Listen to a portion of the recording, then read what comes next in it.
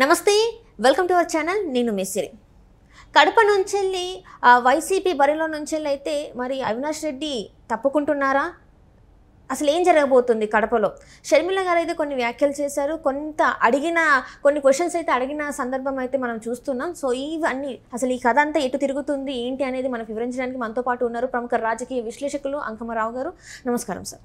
నమస్తే సార్. ఇప్పుడు చూస్తుంటే షర్మిల గారు కొన్ని వ్యాఖ్యలు చేశారు, అంటే క్వశ్చన్స్ అడుగుతున్నారు, వ్యాఖ్యలు చేయడం కూడా కాదు, కొన్ని తన మనసులో ఉన్న బాధని తను అడగడం జరుగుతుంది. ఏంటంటే తన పుట్టుక గురించి కూడా తప్పుగా మాట్లాడారు.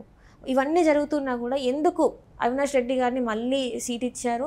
మరి తన అన్న బాధ అర్థం చేసుకొని ఏమన్నా మరి తిను విత్డ్రా చేసుకునే అవకాశం ఉందా ఏంటి అని చెప్పేసి అవినాష్ రెడ్డి గారిని అడుగుతున్నారు. మరి నిజంగా విత్డ్రా చేసుకుంటారంటారా? చందమామ కథల్లాగా ఉన్నాయి జరుగుతున్న పరిణామాలు చూస్తూ ఉంటే.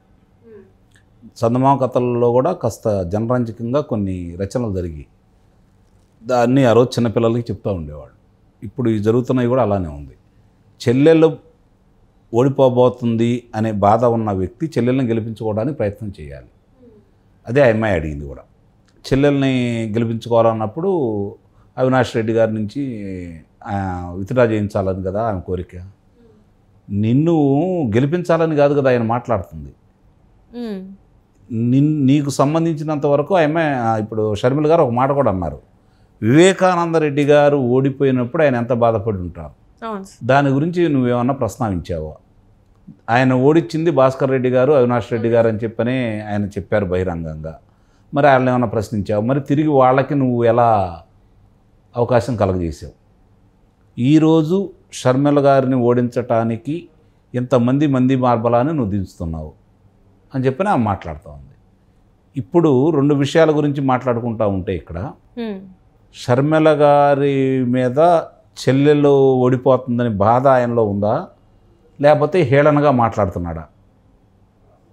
ఇప్పుడు నిజంగా బాధపడేవాడైతే అన్ననే అయితే చెల్లెలు అసలు అక్కడి నుంచి ఎందుకు వస్తుంది?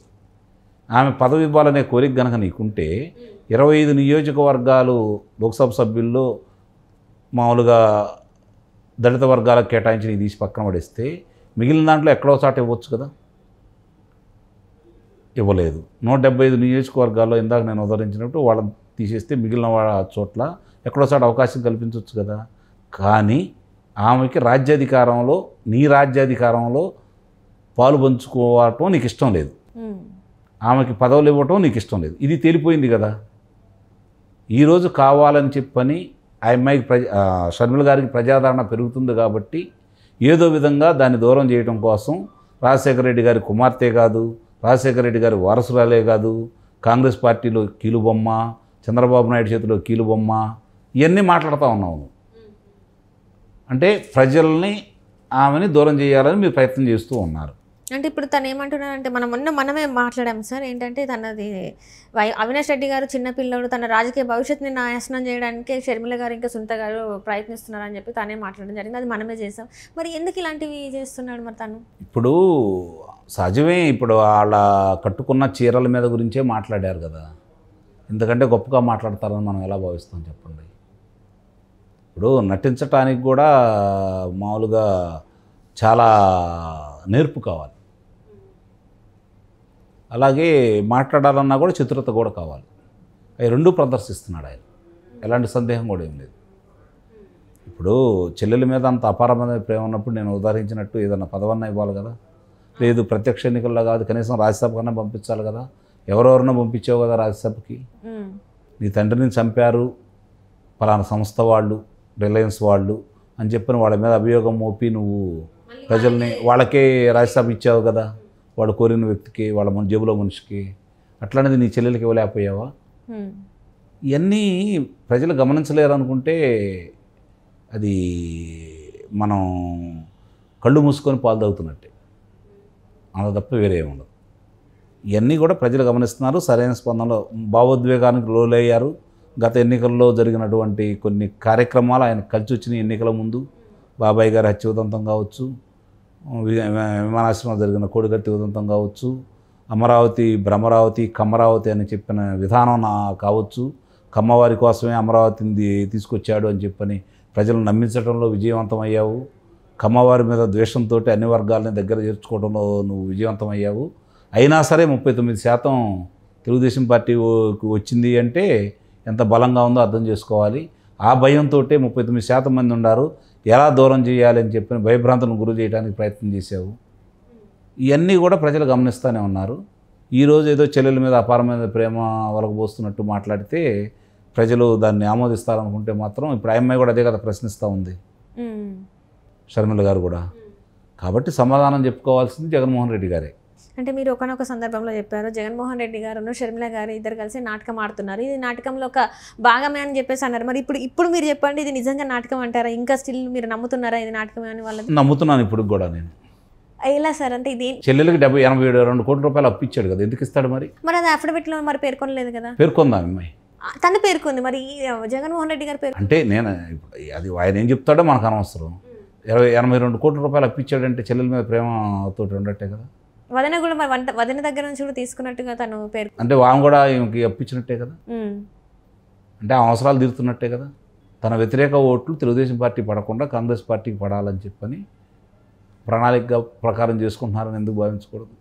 అంటే ఇప్పటికి ఈ రోజుకి ఇప్పుడు నేనైతే నమ్మట్లేదు. ఒక 15 రోజుల టైం, 15 రోజులు కూడా లేదు. అంటే ఆమె అడిగేదాన్ని నేను ఎత్తుతున్నాను కానీ ప్రశ్నలు, ఆమె సంధించేదానికి సమాధానం ఉందా అని చెప్పి జగన్మోహన్ రెడ్డి గారిని అడుగుతున్నాను. కానీ ఇప్పుడు కూడా వాళ్ళిద్దరూ వైరు వర్గాలు అనుకుంటే నేను నమ్మట్లేదు అంటున్నాను. జస్ట్ ఒక 12-11 రోజులు ఉంది ఇప్పుడు ఎన్నికలకి.